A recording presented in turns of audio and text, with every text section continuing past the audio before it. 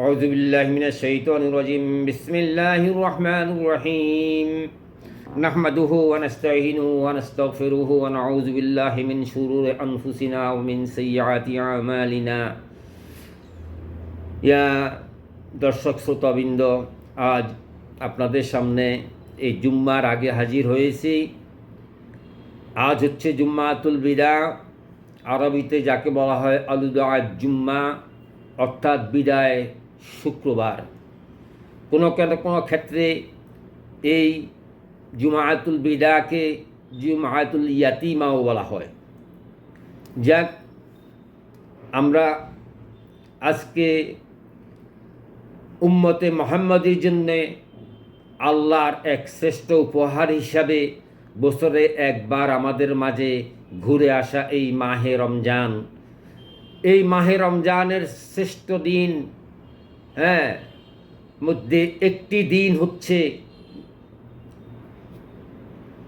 জুমাতুল বিদা, অর্থাৎ বিদায় জুম্মা। এই জুমাতুল বিদার দুইটি মহত্ব আল্লাহ প্রকাশ করেছেন।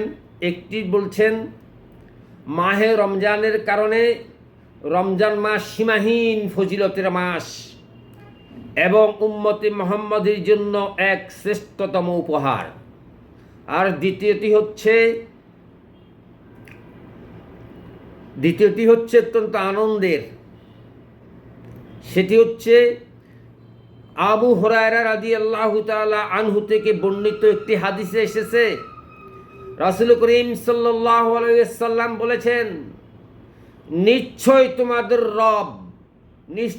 তোমাদের রব বনি আদমের প্রত্যেকটি নেক আমলের সওয়াব 10 গুণ থেকে বৃদ্ধি করে 700 গুণ পর্যন্ত তিনি বাড়িয়ে দিতে পারেন, আমাদেরকে দান করতে পারেন।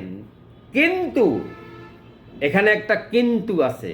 আবু হুরায়রা বলছেন, রাসূল করিম সাল্লাল্লাহু আলাইহি ওয়াসাল্লাম এখানে একটু কিন্তু যোগ করেছেন, জুমাতুল বিদা। এই জুমাতুল বিদা এর জন্য বান্দাকে আল্লাহ কি দান করবেন?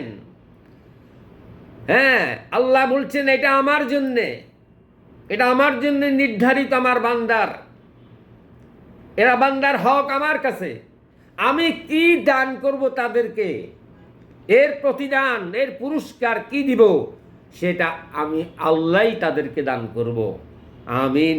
ওয়া আখির দাওয়ানা আলহামদুলিল্লাহি রাব্বিল আলামিন।